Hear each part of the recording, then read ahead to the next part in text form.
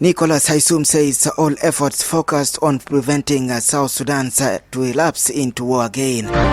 Eastern Equatoria and Uganda's Lamwo district agree to peacefully coexist. Coming to you in details with me, Richard Daud. Eastern Equatoria State and neighboring Uganda's Lamwo district on Wednesday resolved to coexist peacefully and stop cattle raiding along the common border, among other issues hindering mutual development. The resolutions were made during a meeting between the officials from the two jurisdictions at the Eastern Equatorial State Secretariat in Torit. The officials from Lamwo district, led by district resident commissioner, paid a courtesy visit to Torit to enhance bilateral ties following several issues along the border, including territorial disputes, cattle theft, and lately poor relations, among others. Speaking to the media after the meeting, Eastern Equatorial State Information Minister Elia John Ohaji said the meeting addressed criminality and the displacement of communities along the border. Regarding cattle rustling, he said it was resolved that officials from Equatorial County and Lamwo district check the vice by apprehending perpetrators and not only focus on returning stolen cattle.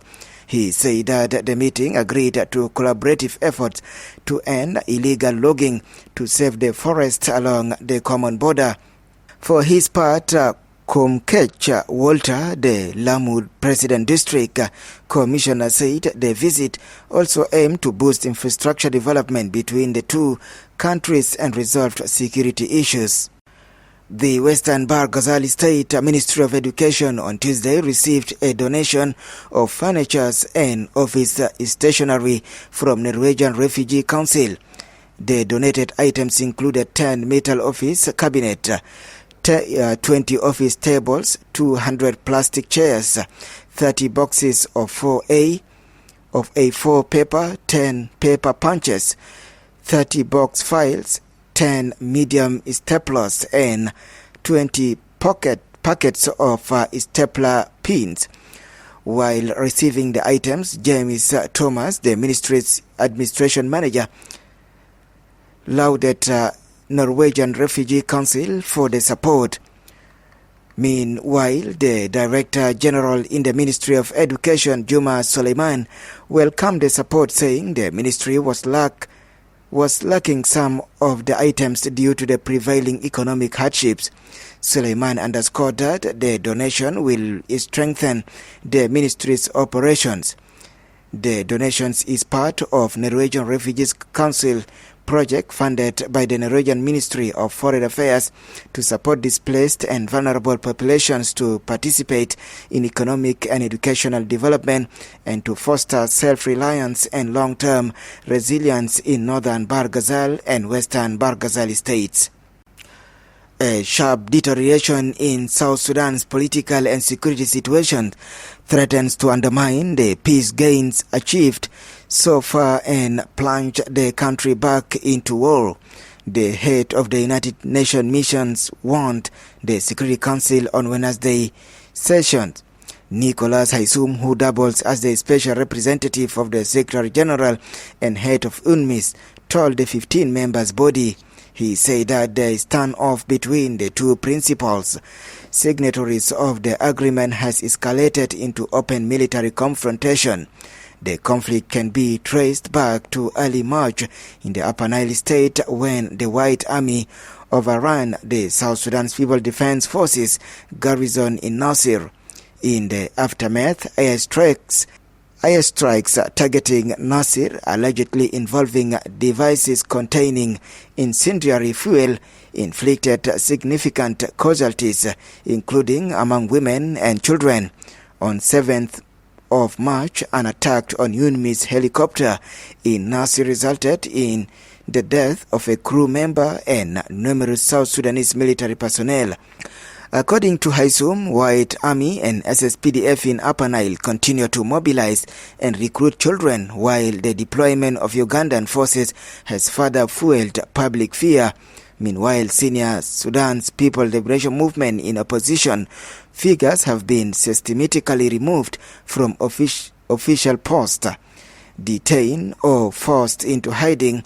The arrest of first Vice President Riek Machar reflect a new law, Haysom said.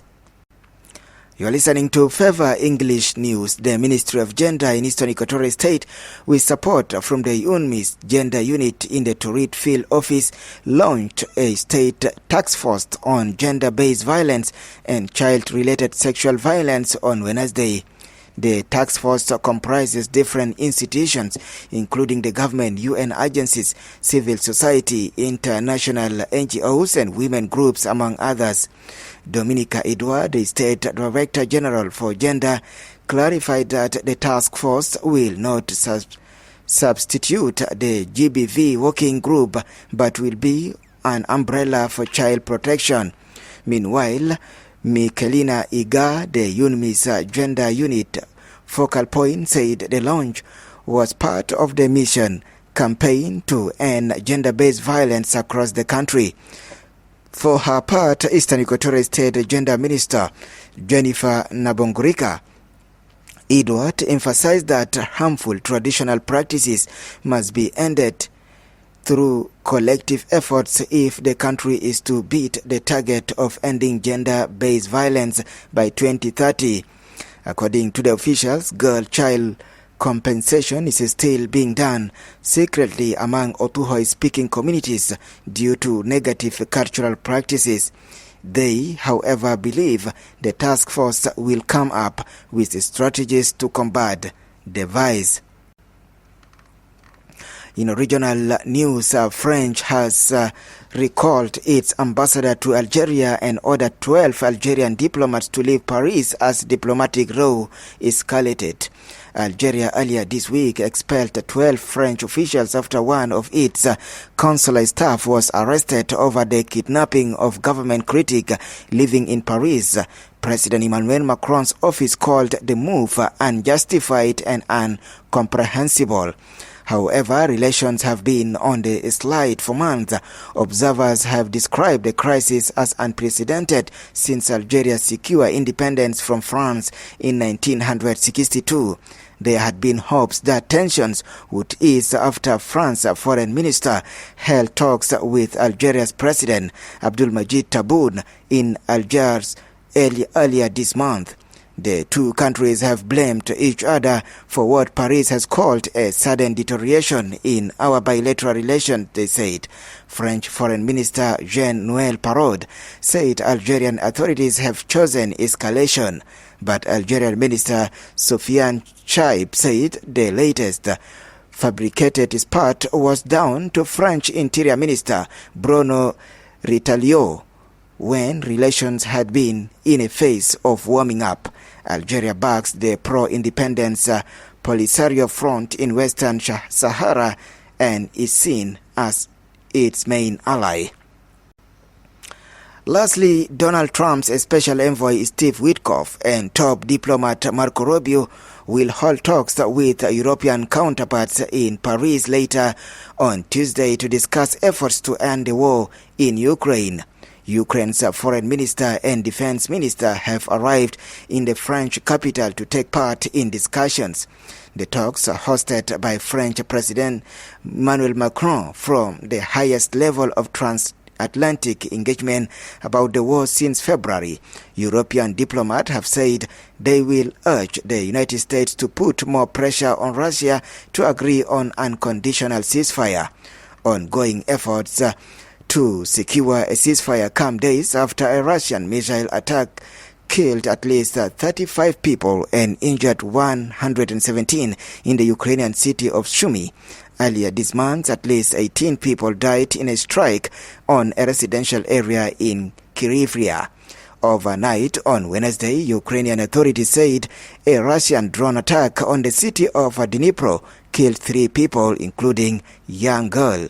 U.S. Secretary of State Marco Rubio and Witkoff will join meeting at the Elysee Palace, attended by Macron and UK's National Security Advisor Jonathan Powell, as well as other European national security advisors. There will also be separate meetings of foreign ministers which UK Foreign Secretary David Lammy is expected to attend. Now to end the news, here is the recap of the headlines. Nicholas Haysom says all efforts focus on preventing South Sudan's relapse into war.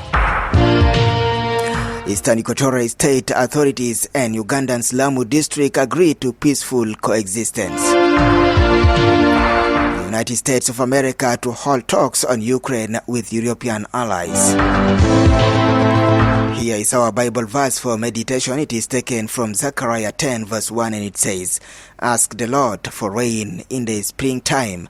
It is the Lord who sends the thunderstorm. He gives showers of rain to all people and plants of the field to everyone." The end of the news. Thank you for listening. Stay tuned.